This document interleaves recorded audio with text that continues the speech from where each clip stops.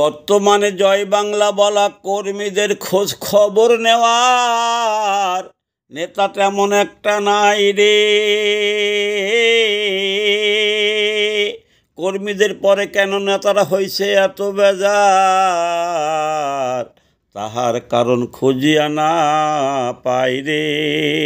ঘুরিয়া দেখিয়াছি নেতা হাজারে হাজার, বঙ্গবন্ধুর আদর্শ নেতা এখন তেমন একটা নাই রে।